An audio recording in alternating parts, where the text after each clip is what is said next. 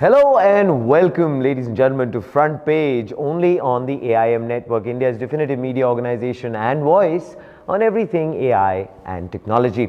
And tonight on the show, we are thrilled to, of course, talk about India galloping ahead in the 2-nanometer race. There is, of course, a significant push as far as policy and the ecosystem is concerned on deep tech. That and lots more. Here are the headlines.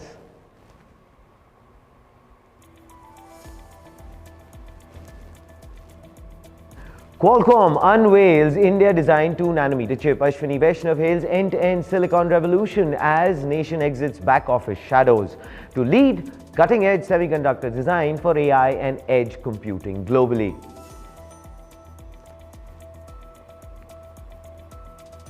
Texas Instruments marks 40 years in India by launching a massive 550,000 square foot research and development center in Bengaluru, shifting the nation's narrative from basic back office support to high stakes, end-to-end semiconductor design sovereignty. India launches Amaravati Quantum Valley, a 50-acre integrated ecosystem backed by the 6,000 crore rupees National Quantum Mission to build 1,000 qubit computers in secure 2,000-kilometer communication networks, transforming the nation into a global deep tech sovereign.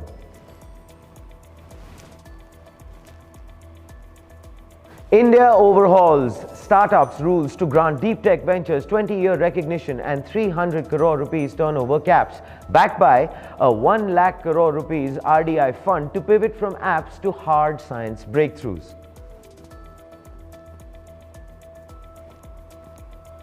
And finally, Google Cloud is outpacing rivals like AWS, Azure with 48% growth, reaching a $70 billion annualized revenue run rate. While AWS remains the market leader, Google's massive backlog and AI integrated stack signal a shift.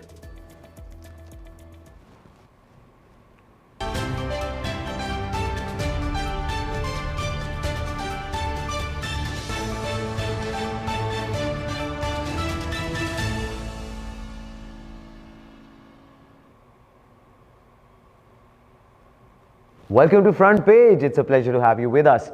Finally, what was a far-fetched dream for India is coming alive. India has made an impossible move a reality. India enters the 2-nanometer race. Welcome to Front Page.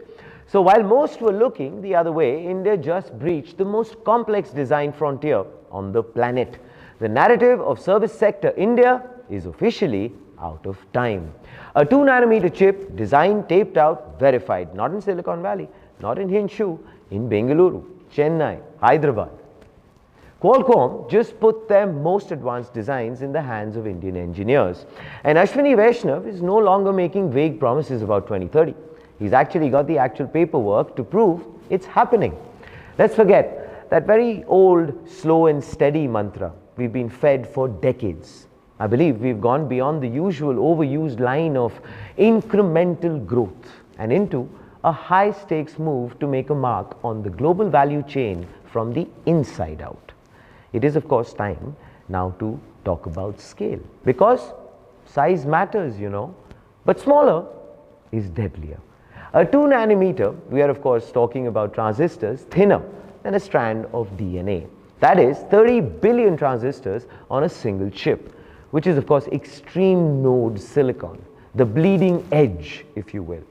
The world thinks AI lives in massive, thirsty data centers, huge buildings, massive cooling. Well, they are wrong. The future is AI at the edge. This 2-nanometer chip is designed to live inside your world, in our cars, drones, and industrial robots. Oh, and of course, even in our trains' navigation systems. The compute is moving from the cloud to the street. And the brains behind that move, well, they are sitting and smiling in an office in Hyderabad. The IT minister had this to say: "Gone are those days when India only did back office development," end quote. A clear message to the world, we believe, Mr. Vaishnav. And of course, it is very, very important to make a statement like this, because for decades, India has been considered the world's support staff. Send the grunt work to India, but keep the real magic in the West. Well, you know what, ladies and gentlemen? Not anymore. We are, of course, now in a moment of full life cycle ownership. Customer product definition, silicon architecture, physical design, tape out, validation. Every single step is like moving from being the mechanic who repairs and fixes the car only to the one who is now in a position to invent the engine. So if anyone felt that Qualcomm was doing this out of charity, please think again. So at a level of being trillion-dollar companies, they will not trifle with something as critical as a 2-nanometer chip. They are here because the age of old conception about Indian talent being cheap has now made way for the new vision of Indian talent being elite.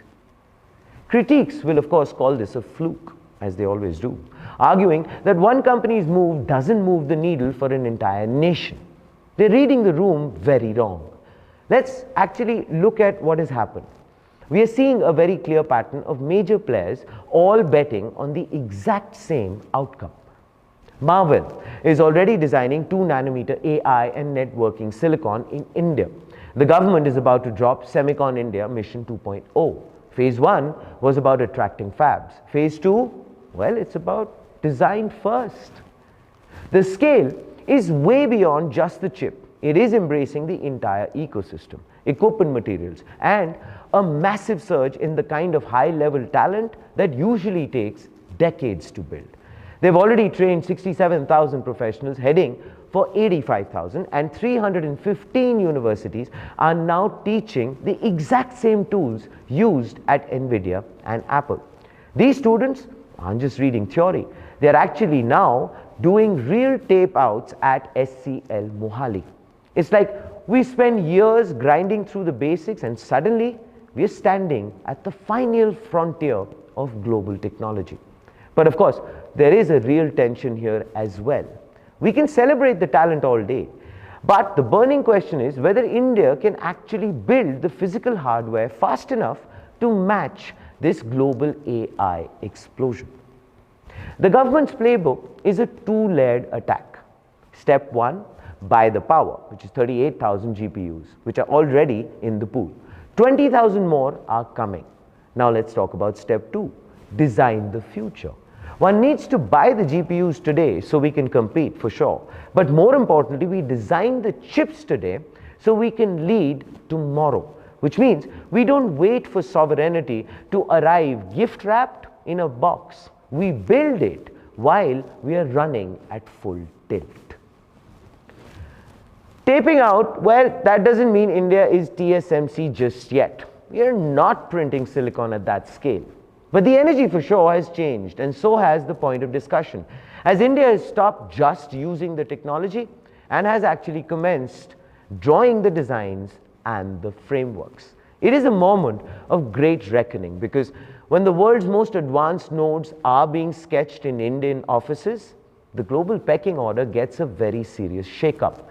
We've stopped talking about what we might do and started actually doing it, which is a matter of pride. Which of course leaves one massive question. How much of that profit stays in India? Well, that's of course the next war. But till then, let's enjoy this moment, because this, ladies and gentlemen, is Front Page by the AIM Network. Like, share, subscribe, and always remember, think AI, think AIM.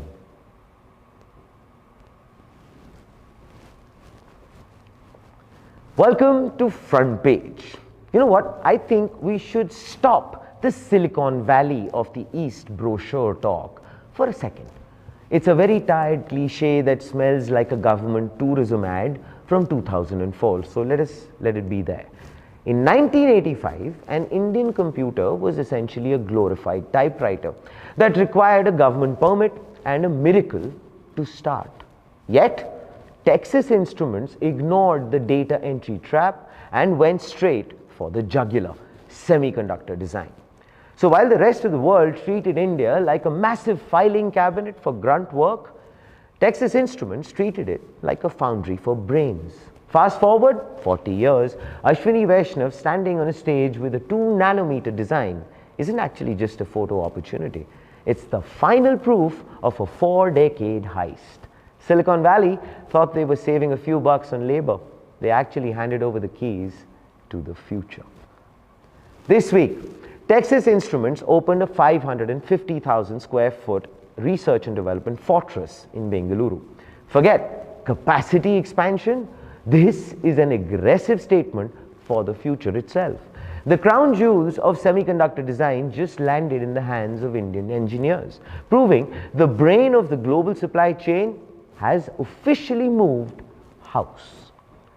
Beyond the mission, statements and polished glass, do you really actually want to take a peek into what's actually churning inside this 500,000 square foot monolith? If yes, come with me. We will find design teams and circuit labs, testing facilities that essentially put silicon through a localized version of hell. We are of course talking about extreme heat and voltage spikes, because if a chip survives these rooms, it can survive anything the world throws at it. Texas Instruments is building the very gritty essential architecture of the modern world. These are the analog chips and processors that keep our EVs on the road, medical devices pumping, and AI servers from, well, melting into a puddle. So I guess while the rest of the world hops on the chatbot hype train, Texas Instruments is busy building the actual nervous system. Union Minister Ashwini Vaishnav stood there at the launch. He didn't talk about low-cost labor. Instead, he spoke about ownership. India is now defining the product, designing the silicon, taping it out. The tide is finally turning.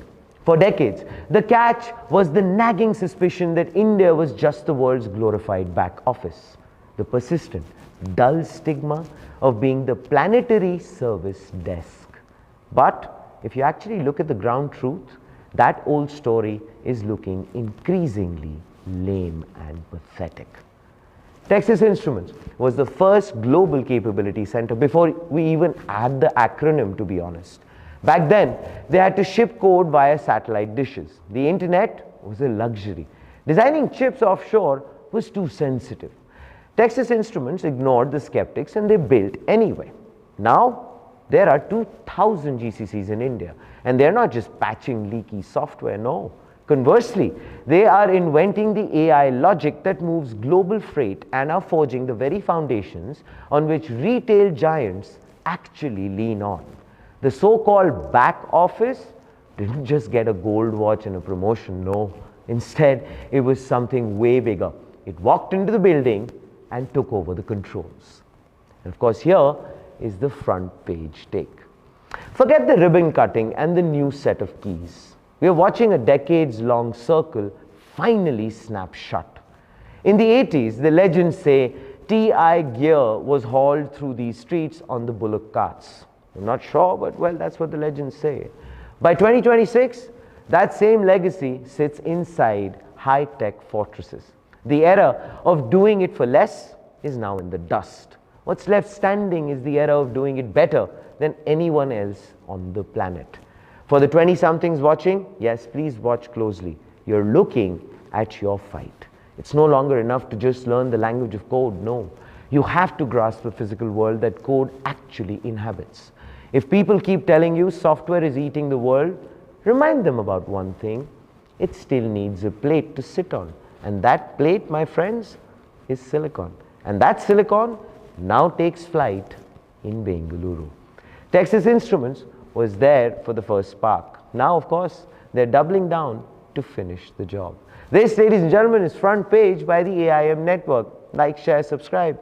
And of course, always remember, think AI, think AIM.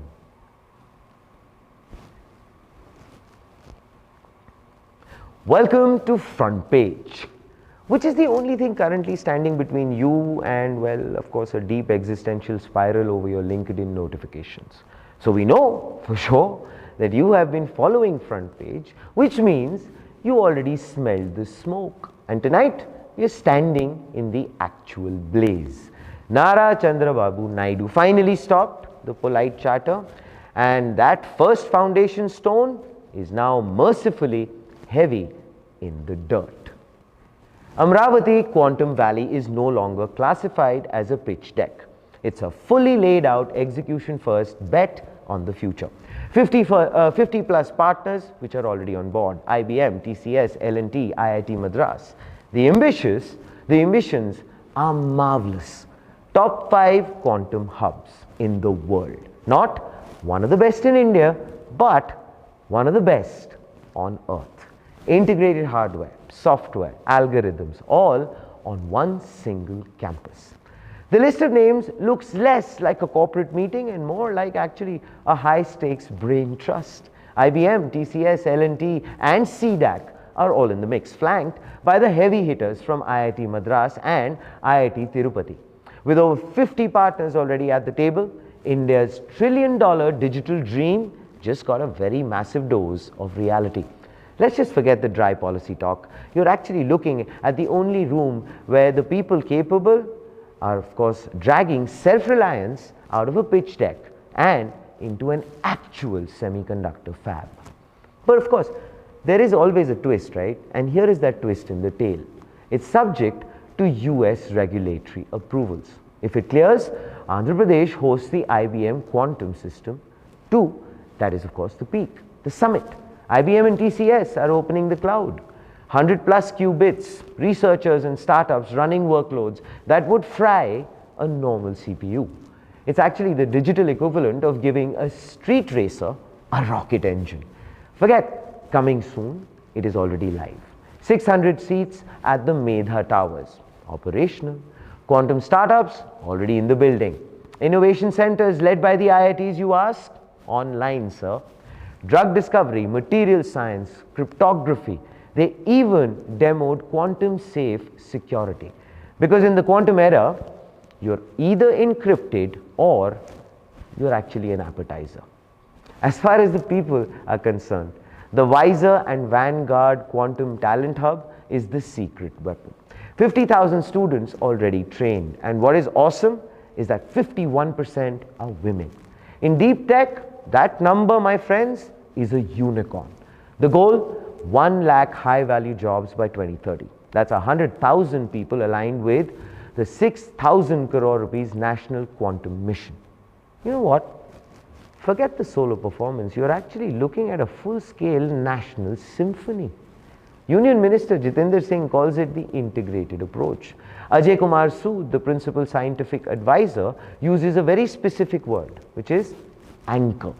And that word carries a lot of weight because we've graduated from basic survival kits. We are actually finally plugging the nation into a high voltage industrial core. It signals long-term alignment.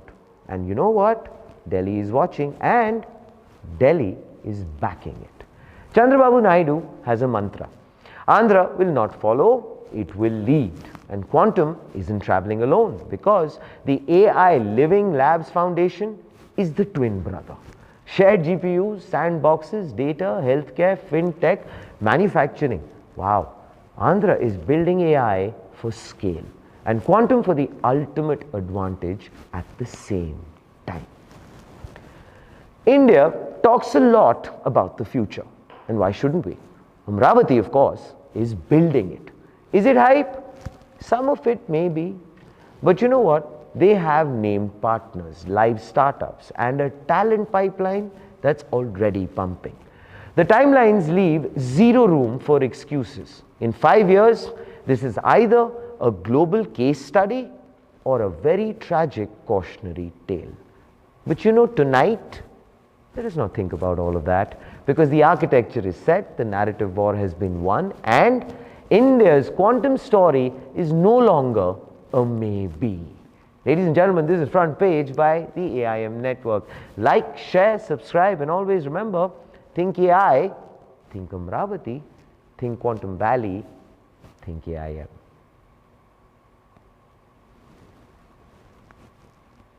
Welcome to Front Page. India just burnt the old playbook for the giants of tomorrow. We've graduated from the shallow waters of food delivery and fintech and dove straight into the high-pressure world of the lab, the change world or go bust frontier. Deep tech has finally taken the wheel and the government is finally ditching the jargon to speak the language of the foundry. The old rules say if your startup isn't a unicorn in 10 years, you're a zombie rotting in the water. Not the best visual, but I'm sorry I had to do that. That logic might work for a very basic SaaS platform, but it's a death sentence for a quantum computer. You can't rush the laws of physics just to hit a quarterly target. Some breakthroughs genuinely require a decade of brilliance before they ever even see an ounce of profit. India just admitted it. Frontier tech cannot be built on a 24-month VC clock. So what changed? Well, everything. The recognition framework has been gutted and rebuilt. Deep tech is no longer an afterthought. It's a distinct breed now. The general turnover limit up from 100 crores to 200 crore rupees. Forget the standard constraints. We've actually officially entered the Goldilocks zone for deep tech, that too. The age limit doubled from 10 years to 20, while the turnover cap skyrocketed to 300 crore rupees. This shift acknowledges a reality. Deep tech doesn't just scale on a spreadsheet. No, it incubates, prototypes, and fails repeatedly before it ever breaks through. So by ditching the demand for immediate quarterly wins, the government is finally playing the long game, which it needed to, trading short-term metrics for 2 decades of room to actually change the planet. But then, of course, there's a catch, or rather a pivot. The most underrated move, you wonder? Yes, this is this. Cooperative societies are now startups. So let's just forget about Bengaluru penthouses for a second. Think agri-tech, think rural innovators. Think the grassroots scientist in a village who just unlocked a new biofuel. So until now, these groups were social projects. Today, they are innovators. They get the tax breaks, they get the funding, they get the seat at the table, and that's important. It's actually a masterstroke in narrative, don't you think? India is saying this: innovation isn't just for the Ivy League, it's for the collective. Now, of course, skeptics will say rules are just paper. Fair point. But capital just made a grand entry. The 1 lakh crore rupees RDI fund of funds is moving, which is patient institutional muscle. We are, of course, talking long tenor, long interest fuel for the heavy hitters. Semiconductors, quantum, biotech, frontier AI. The order matters here because policy changed first. The framework was built. Now the money follows. So it's an industrial strategy for the 21st century. The old policy focused on valuations, the trillion-dollar dream, so to say. This policy focuses on survival. India isn't asking how fast can you scale anymore. That's for the app builders, and rightly so. India is now asking how hard is the problem you're solving. The risk is now delivery. So can scientists become CEOs? That's a question. Can the labs become factories? Maybe, yes. Piyush Goyal challenged the ecosystem to stop building copycats and start building breakthroughs. And he just gave you the tools. So my request is, please don't waste them. India has changed its startup rules for deep tech because it finally accepts one truth. Breakthrough technology cannot be rushed. It has to be funded, protected, and patiently nurtured for. With policy reform, patient capital, and national missions now aligned, deep tech in India has moved from hope to framework execution. But of course, there is a risk now, which is delivery. And somewhere, I believe, Piyush Goyal might be smiling because this is exactly the deep tech shift he challenged India's startups to make. Please do let us know what you think in the comments below. This, ladies and gentlemen, is Front Page by the AIM Network. Like, share, subscribe, and always remember, think AI, definitely think deep tech, and of course, think AIM. Well, we're going to take a short little break right now, and when we are back, we are going to be back with our very astute tech journalist. We will unveil the mystery after the break.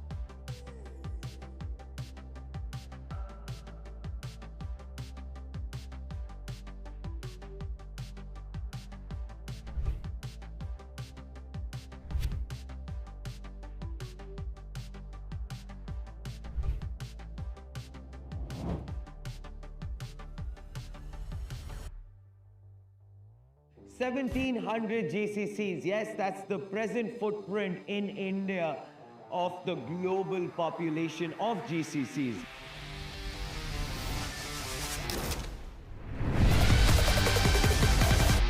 $1.9 million people are gainfully employed in these global capability centers. $64.6 billion was generated in the fiscal year 2024. But the big target, that's 2030. 2,200 GCCs is what India wants to notch up to, employing more than 2.8 million people.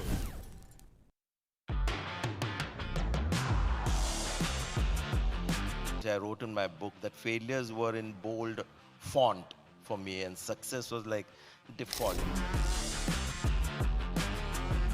If you really want to control the narrative of life, you can do no wrong. The people who focus on success and sort of brush away failure, like a Virat Kohli is a great example.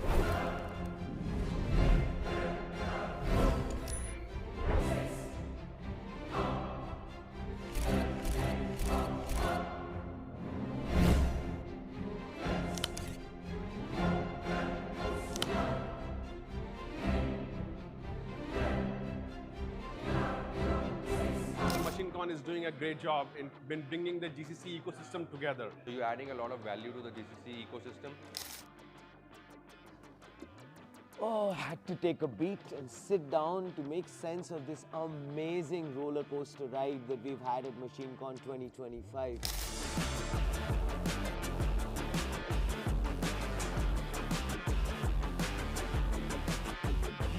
We will catch you again at the next MachineCon.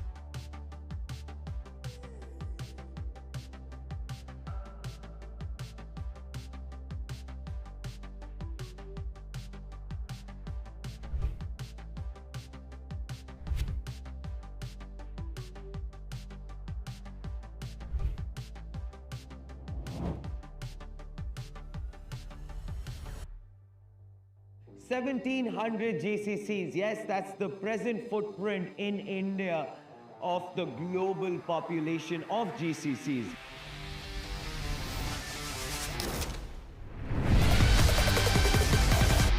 $1.9 million people are gainfully employed in these global capability centers. $64.6 billion was generated in the fiscal year 2024. But the big target, that's 2030.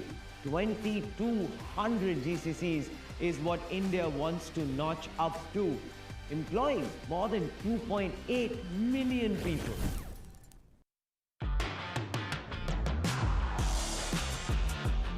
I wrote in my book that failures were in bold font for me and success was like default. If you really want to control the narrative of life, you can do no wrong. The people who focus on success and sort of brush away failure, like a Virat Kohli is a great example.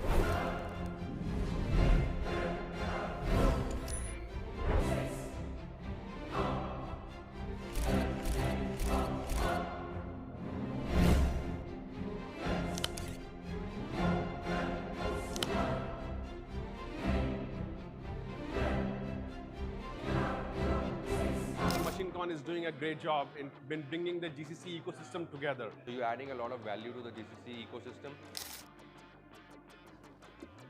Oh, I had to take a beat and sit down to make sense of this amazing roller coaster ride that we've had at MachineCon 2025.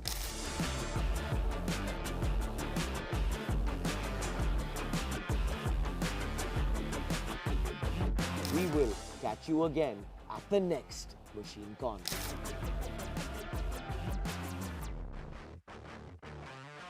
1700. Welcome to Front Page. So you know what? While the rest of the world is arguing over which chatbot sounds more like a human, the accountants at big tech have started spending money like they're trying to win a galactic war. And yes, of course, we're talking about $660 billion in a single year. A sum so obscene, it actually dwarfs the entire economic output of countries like Singapore or the UAE. Google, Amazon and Microsoft aren't going beyond buying, are now starting to go beyond buying just servers. They're building a new digital nervous system for the planet. Google Cloud is currently sprinting ahead with a 48% growth rate. But AWS is sitting on a massive $142 billion mountain, refusing to budge. It's actually like an arms race where the entry fee is $100 billion and the prize is everything. And of course, joining us today is our very brilliant tech journalist Siddharth Jindal, who has been extensively covering this. He has stopped playing with fire and he is now going to be playing with clouds. Welcome to Front Page, Siddharth. How are you doing? Thank you, Sudhi, for having me again. Good to be here again. Very good. Siddharth, we want to first make sure that you're going to make sense of these whopping numbers and figures. Please help us understand what's going on. So I'll set the context for during this year's earning call. The highlight was the capex from all the three cloud players. So all of them are investing heavily. If we calculate the total amount of Meta, Google, AWS, Azure, they are going to invest $660 billion for the whole year. Siddharth, wow. And interestingly, it's like more than the annual GDP of UAE, Singapore, and Israel. Correct. That's a huge number. So huge. Yeah. So that's basically the context setting that you've done for all the viewers, which of course now makes it very lip-smackingly interesting in terms of our conversation. I want to start with this, Siddharth. This is a number, this is a method which I want to get onto is Google is growing at a staggering rate, as we talked about. But AWS still has the lion's share of the market. So I want to first ask you this. What did Google do right this quarter that it's got that 48% growth rate? Yeah, so I'll say the mode of Google is full stack AI approach. Okay. So the company cloud provider has like its own LLM, it's Gemini 3, so which gained huge popularity among the users. Besides that, it's Google Cloud is there already, and then on the hardware side, the Google is innovating. So there's 7th generation of the TPU Ironwood. Yes. That is also where they want to go head to head at some given point in time as far as NVIDIA is concerned. They want to start powering their own internal workings with those TPUs. Yes, so like all the AI features of Google are mostly run on Google TPUs and it's very good at inferencing as well. And like, that gave them the advantage this quarter. And also maybe the cost saving, no, Siddharth, if I'm wrong? Yeah, so like Google is also using NVIDIA GPUs is not totally dependent on Google TPUs for inferencing. So Google CEO Sundar Pichai during the earnings call mentioned that 75% of their customers now using like their full stack AI approach.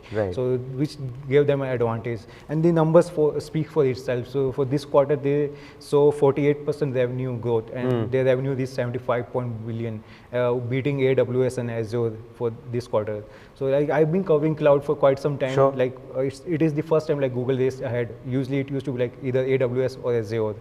But you feel that, I mean, then obviously the counter question always is, right, that do you feel like Azure or AWS for that matter will obviously not take this lying down. They're not going to keep, just idly sitting around and wondering. What do you feel could be their strategy, given the fact that this is the full AI stack strategy as far as Google is concerned? What's the counter punch? So like I mentioned in the beginning about capex, so like AWS has the highest capex for this year, so they are going to invest 200 billion, and like most of that will go to AWS, and like Google is also not backing down. The company announced that it will invest between 175 to 185 billion in Wow. capex for this year. Yeah, yeah. So like for AWS, the company recently concluded its reInvent event last year in December, where in Las Vegas they announced their new autonomous products like Frontier Agents and Kiro developer tool. So it's also trying to attract developers there with their own models. So but unlike Google, the LLMs are not gaining popularity. Like Amazon released Nova series of LLMs. But Gemini 3 is already ahead. So I think Amazon is lagging behind on the model front. Okay. Although it has scale, it has enterprise customers like For sure. Yeah, AWS leads the market. It does, yes. Yeah, currently it has 29% of cloud market share. Yeah. While Which is huge, by the way. And on the other hand, Azure has 20% and Google Cloud 13%. Just to give you and maybe our viewers a little context in terms of the numbers, Siddharth, that you just mentioned, Yeah. $185 billion, Yeah. $200 billion, it's like buying an Air India Airlines, 5 to 6 of them Yes, yes. in a month Yeah. for 12 months. Yeah, that's a good analogy to. God. Yeah. Yes. That's huge numbers, which of Yeah. course brings me to this, which is the sovereignty scale. You mentioned a while back, Siddharth, that I mean this is more than the spend is more than the GDPs of 3 countries, developed nations. Yes, yes. So do you feel that these this kind of spend takes it to a point where these companies are now their own sovereign economic powers? They are no longer a market. So like the numbers you provided are good for comparison, but at the same time, as we are moving ahead with the AI development, as of now, these indicate that companies are betting big on data centers. Sure. That's why during our recent economic budget also, like we announced 20-year tax holiday for setting up data centers in the country. Sure. From like currently. Was it 20 or was it 27 years? No, 20 years 20 till years, 2047. Oh, correct. Sorry. Yeah. So Which going. is the magical year. Yes. सब कुछ वहाँ बदल जाएगा. Hopefully Viksit Bharat that so going by the trend, it appears that like companies will continue to invest in data centers. Like Meta, which used to be a social media platform, now is also setting up big data centers in US cities like Manhattan. So they are also betting big on compute. So yes, I think data centers is the way forward for these companies so that they can provide more service to their customers. So for instance, if I'll check this report, like for instance, for instance, Google has more than 120,000 businesses on Google Cloud, right. And like 8 million of them are using paid enterprise Gemini seats. So this also indicates like how companies are rushing to adopt AI in their services. Oh, absolutely. Yeah, absolutely. so AI will become a part of their business strategies, and like to businesses to run, they will obviously go to cloud. Right. Whichever cloud is able to provide them seamless services in this they aspect, will obviously they are going to win. So this quarter belonged to Google because they like their full stack approach, click with the customers, with TPU, Gemini 3, all of them came along well. Yes. But I would like to conclude our discussion with this. We mentioned data centers quite a bit, Siddharth. I want to understand, Microsoft had recently mentioned that demand is still outstripping this, the supply of chips, right? Despite them having spent billions. So I want to ask you this. I mean, is there any ceiling as such to this, or is it only going to be the electricity bill per se which will slow this down? Yeah, demand is exceeding than the supply, but I think in a recent CNBC interview, Jensen Huang addressed these concerns. So he said that the company will be able to provide GPUs to all the customers and the demand is sustainable. Okay. So after that, the shares of NVIDIA also rose 8% on Friday. Yes. But however, the investors are still worried. Like when the earnings report came out from these cloud providers, most of their shares fell down because investors felt they're investing so much in this technology. Correct. Is it going to pay off back to them? Exactly. Well? Yes. They're still not seeing the returns coming back. Yeah. However, currently revenue is increasing. It's a good indicator. But those the high capex needs to show some return in future. So investors are worried, but Jensen Huang is confident that this is the way going the right way. Going right way, and the company will be able to provide Blackwell GPUs, and the production is in full speed. Finally, from their side. Finally. What does Siddharth Jindal feel? Are we going the right way?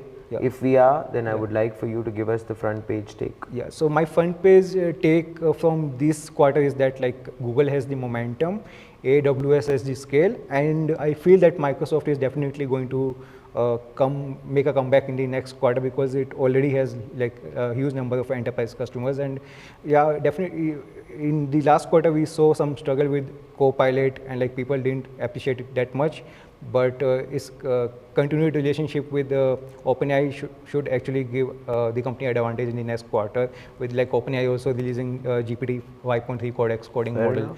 And like OpenAI is and Microsoft is also heavily partnering Anthropic, so that should give them some advantage. The boost in the models. Boost in the models, yeah. Fair enough. Yeah, it was a not good quarter for Copilot, but I feel they can make a comeback.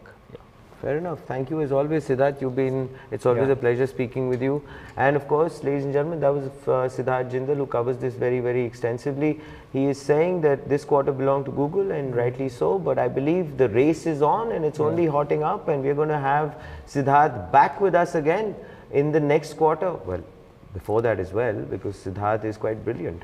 And this, ladies and gentlemen, is Front Page by the AIM Network. Like, share, subscribe, and always remember, think AI, think AIM.